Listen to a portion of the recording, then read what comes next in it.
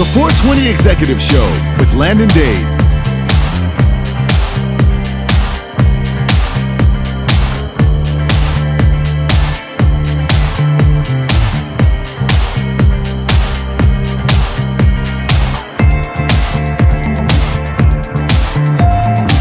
We are still on the air. See, Mom, you were wrong. Thank you again for joining on the 420 Executive Show. It appears that President Donald Trump has not shut us down yet, so that is a good thing. Last week, we had a fantastic episode with the support from around the country. The 420 Executive Show is one of the fastest growing shows on Al Gore's internet. Last week was Super Tuesday, and comeback Joe Biden took the lead from surprisingly older Bernie Sanders. Before Super Tuesday, the first openly gay presidential candidate, Mayor Pete, and respected Minnesota Senator Amy Klobuchar dropped out the race. There was a guy named Tom Sawyer, a billionaire in a race who spent over $200 million on the race, but he's no longer in it. However, he would be best known for dancing to juvenile rapping during the South Carolina primary. As we look back when the Democratic field was large enough to field a football team, the Democratic nominee list was one of the most dynamic and diverse groups to ever run for president. We had Senator Kamala Harris, the dynamic senator from California, who ironically was plagued by the fact she was the Attorney General of California. She couldn't get the support of young black voters, especially on Black Twitter. There was questions about her blackness, besides the fact she went to Howard University and pledged Alpha Kappa Alpha Sorority Incorporated, and put in initiatives in California to reform the justice system. We had Julio Castro, or was it his twin brother? We had a Castro in this race, a Latino from Texas, or as Mayor Bloomberg said, Tejas, which is the proper way to say Texas in Spanish, but it just sounds weird when Mayor Bloomberg said it. Castro is an elegant speaker with a great background story, plus bona fide experience in Congress and the former Secretary of HUD. Also, having a Castro ticket might have put Texas in play for the general election for the Democrats. We had Senator Cory Booker from New Jersey, ran a spirited campaign and surprised many by coming out with his beautiful girlfriend, Rosario Dawson, who might have been my teenage crush. I can't lie, that was the reason why I did not support the senator, because he was dating my teenage crush. But his New York Times editorial interview was terrific, but he dropped out the race due to lack of traction. We had author Maureen Williamson, surprised many by qualifying for multiple DNC debates, no matter how hard the DNC tried to keep her out. At times, she made passionate pleas to change the soul of America, and other times she sounded like Cleo from the Psychic Network, Call Me Now. We had Mayor Bill de Blasio. Not much to say here. Grand opening, grand closing. We had the spirited and successful businessman Andrew Yang. Andrew would have made history as the first Asian American to be on a presidential ticket. He ran an exciting campaign that had a strong following. And personally, I was all in for the $1,000 a month stipend he was promising. Governor Michael Bennet from Montana, in my opinion, was a strong candidate. He has been successful in red states and would appeal to middle America. However, in a time of progressive movement, the moderate Democrat was in the wrong place at the wrong time.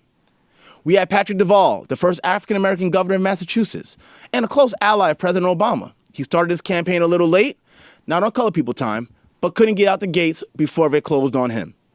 I even feel bad when he had an event at my alma mater, Morehouse College, an all-black school, and no one showed up. Ouch.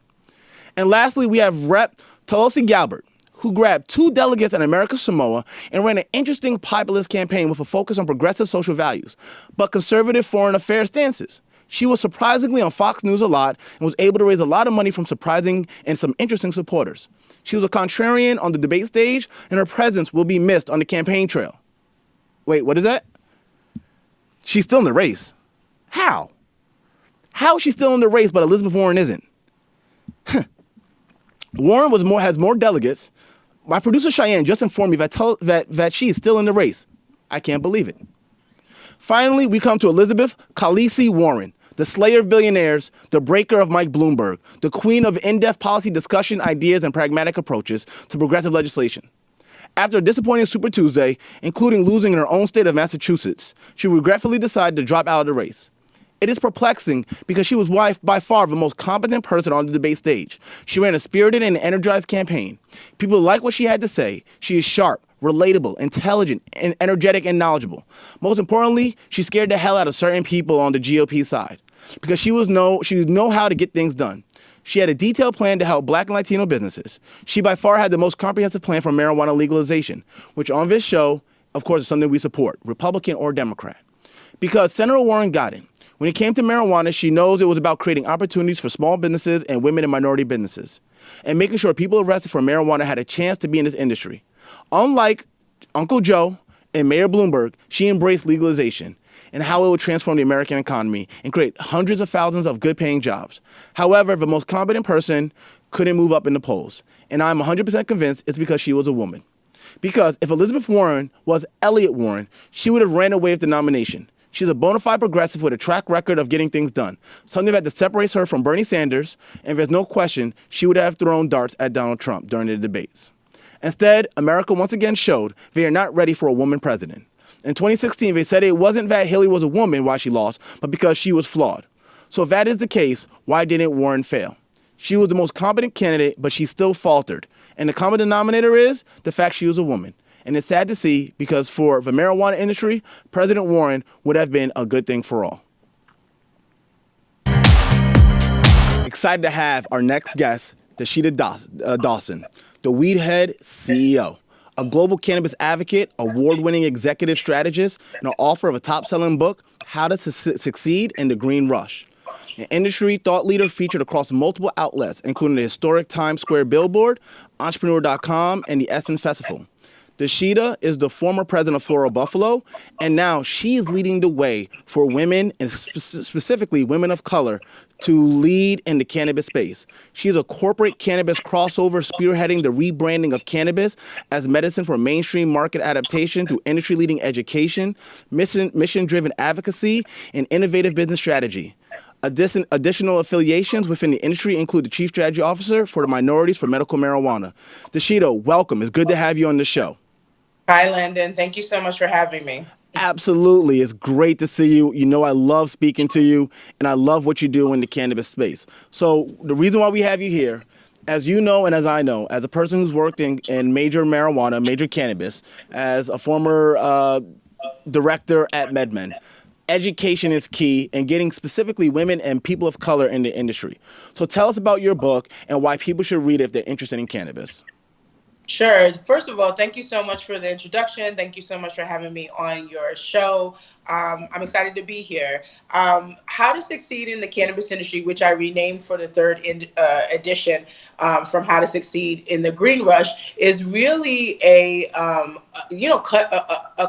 workbook that cuts through all of the hype and the misinformation that is out there related to cannabis. I wanted to leverage my degree in molecular biology, my experience as a real conscious cannabis patient over the last 4 years, and of course my experience as an executive and legislative advisor to help people navigate better, give them the cheat codes, if you will. It just was really daunting how many people I met across all of these different markets that truly did not understand how the space worked and only understood, one aspect or one limited aspect, which is really the growing, the selling, and that's it. And I think that the book really highlights all of the ways that one can get into the industry, but more importantly, it highlights what you can currently do with your credentials and your skill set that you already have amassed and transition them into the industry. A lot of people are not doing that. Well, absolutely. I think people are so focused on just getting a license to get in the industry, not realizing their skill set might just set them up perfectly for one of the ancillary businesses. Like if you're in PR, cannabis companies are going to need PR. They're going to need branding and marketing. They're going to need lawyers and accountants. So you might be impacted directly or indirectly by this great industry. And that's a great segue into our next question, because what I saw as a former political director in the marijuana space, I was surprised at how many red Republican districts, along with Democratic districts, are in favor of marijuana legalization, specifically because, one, Republicans and Democrats use. Two, people are excited about the ability to get jobs and create wealth in this industry. So with that said, what's the status of legalization efforts currently in New York? Ooh, you asking the heavy questions here. Right now, we know that New York wants to legalize, right? But it's also been so fast. I mean, the governor, Cuomo, in 2018 was still calling it a gateway drug. And then he launched a committee that looked into some of the health benefits that was proven. And we are now like in our second run at it being included in his budget proposal. And so the CRTA is really right now on the table and being looked at, and a lot of discussion around how cannabis should be legalized in New York. The Nice. medical program isn't the best in the country, to be perfectly honest. You're being very generous by saying it's not even the best, one of the best in the country. You're being very generous. You're probably right. Listen, I don't want to slam my home state. I'm from Brooklyn, right? Like I'm Brooklyn born, Jersey educated, but I really do want New York and New Jersey to get this right. I need the region to get it right. I think that the biggest challenge right now has been overlooking the importance of a medical market. Even the big states that have already gone, like California, we've seen the detriment. Yep. Over 60% of the municipalities opting out. And I think that's a real result of the fact that although people believe folks should have the right, there's still so much negative information and misinformation out there that most folks are still conservative in their belief about whether it should be in their backyard, if you will. So that's why we're starting. I see a lot of that happening in New York. Well, that's why we're starting the 420 Executive Show, because we do believe in miseducation is a big issue currently in cannabis, and why we've been running into some barriers. And that goes into my final question, which I think it goes right into what you already were segueing into. How can people get your book, and how can people get involved in the cannabis movement? Democrat or Republican, we're seeing both sides of the aisles, people trying to get engaged. So how do they do it? Yes, this is a bipartisan issue. I mean, I'm not either, to be perfectly honest. But what I've had to do is I've had to educate both sides. The fact of the matter is the book actually helps you become a better advocate. It can help you become a better consumer and a better entrepreneur or investor. How to Succeed in the Cannabis Industry is available on Amazon as well as on my website, theweedhead.com.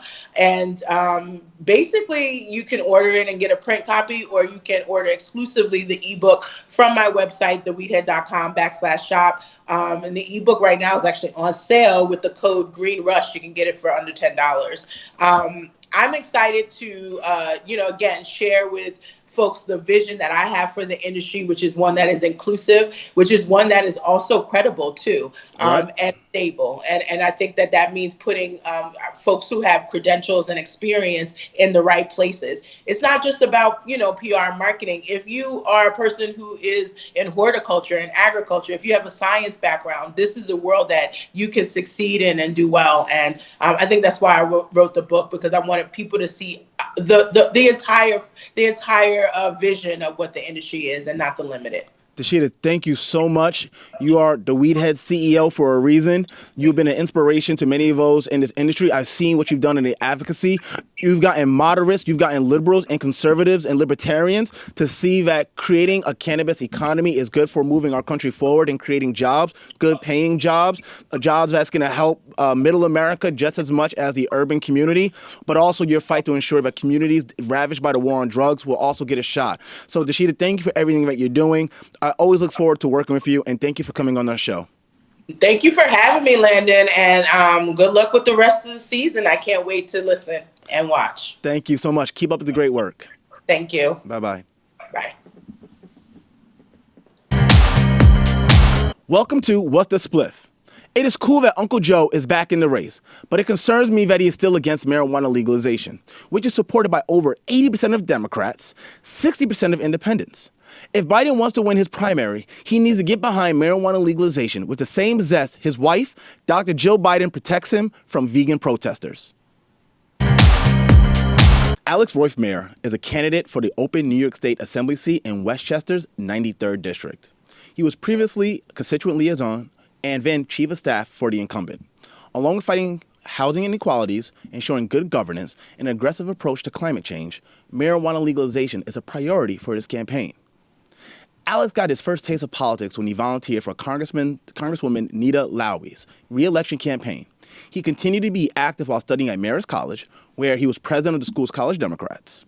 In 2016, Alex was a founding member and vice president of the White Plains Lions Club, and has served as vice president of the Westchester Young Democrats since 2017. Alex, welcome to the show. Thank you for having me. Good to see you. Good to see you too. So, Alex, you're running for New York Assembly. Yes, I am.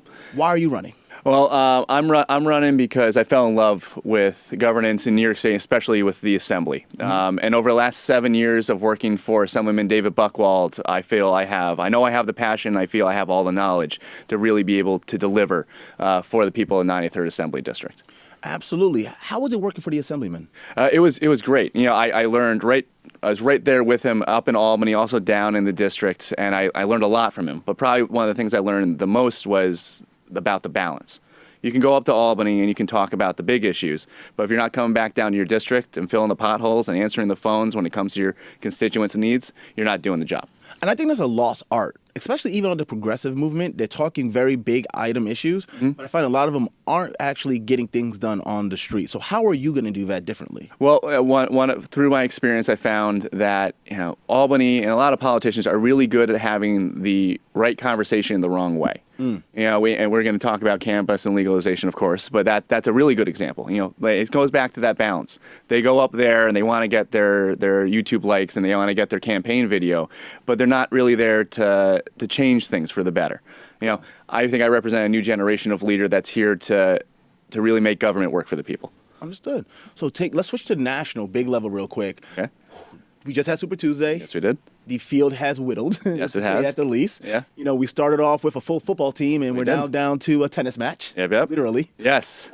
We have had one of the most diverse fields, and now we have two old white men. Old white men, yes. That are now our Democratic most likely nominees. So who do you think is going to win the Democratic primary?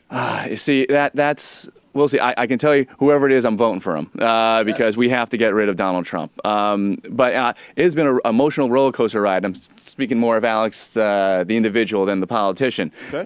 But I've had times where I was a big fan of Yang, and then Warren, I think, had a lot of good plans. Can I just say that Warren, in my opinion, was the best candidate? She was the most competent. She was the best on every debate. Every debate. She literally killed billionaires on live TV and got away with it. Which was amazing. Which was amazing. And it hurt my soul when she dropped out the race.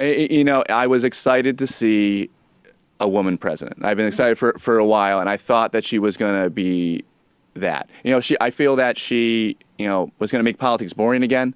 I feel Donald Trump has made politics into almost this Kardashian level kind of reality TV. And it's not supposed to be that. Right. It's not supposed to be this exciting, if you will. It's supposed to be more about the potholes or she had a plan, and I like people that had a plan. She had a detailed plan, and in a good segue, she also had the most detailed plan for the legalization of marijuana. She did. So if you are elected to the New York State Assembly, there's a chance that you might have to vote on legalization or some type of ratification of the marijuana bill.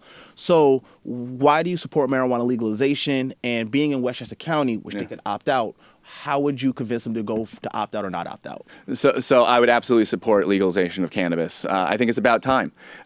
We took some steps I was chief of staff for the Assemblyman last year, and I was up there when there was that big push for legalization, decriminalization, as well as expungement. And it's another good example of the politicians up there, the leaders up there, have the right conversation the wrong way.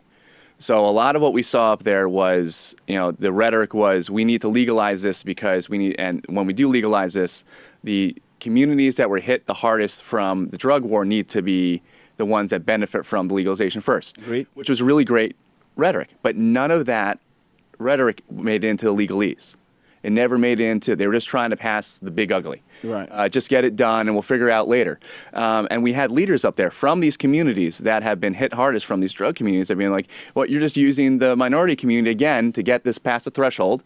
And then they know, and it's happened before, they're not going to be at the table when it comes to implementation. Well, you're in a very interesting spot because as the former political director of MedMen, I had to deal with the NIMBY areas, not in my backyard. Yes. Long Island, the Long Island 6 on the Senate side, but Westchester was there also. Yeah. So you are going to get in this area where there's going to be some people in Westchester who are going to be knocking on your door saying, we are against marijuana legalization. So what do you say to them? Well, I say, well, it normally doesn't just stop there. Normally they talk about, I'm worried about the kids, or I'm worried about the driving, or I'm worried about it flooding into our system. So it's subjective about where it having. But Even though marijuana's already there. it's marijuana already there. is unfettered. And People are using it. And exactly onto that point, every single time I have somebody and they're still using the rhetoric from the reefer madness. They still have, that's the only education they know. And I go, for our generation, we know that marijuana, cannabis it's not the gateway drug. It was the pills that they threw at us. Mm-hmm. It's the pills behind our parents' cabinets and that. And alcohol. Alcohol actually is the number one. Is actually a true gateway drug. So what do I say to these people? If we're going to have this conversation, let's have this conversation the right way. Agreed. And that's why, because it's not reefer madness anymore. It's just cannabis. Well, listen, Alex, as someone who's ran for office, Yeah. I am not jealous of you. What you're going to be doing is hard, it's tough, but it's needed. Civil discourse, our civic duty, going out there to represent the people is one of the most awarding and violent jobs you will ever have mentally and physically on yourself. Well said. I like to describe it as I've never been so excited to be so terrified to be so excited all the time. And that's a great way, and you have a good temperament for what you're about to do. Mm-hmm. And I wish you the best of luck, Alex. Thank you. And when is the primary? Probably June 23rd. June 23rd. So it's not April like the No. Yours is in June. Yeah, no, it's the political calendar's flipped on its head a little bit. I'm knocking on doors. People are going, "What are you doing?" And because they don't know the rule changes. You're currently doing petitions right now. Right, yep. Train stations every morning, knocking on people's doors in the evenings. All right. Well, listen, Alex, thank you for coming on the 420 Executive Show. Perfect. And we'll love to have you back. Thank you very much.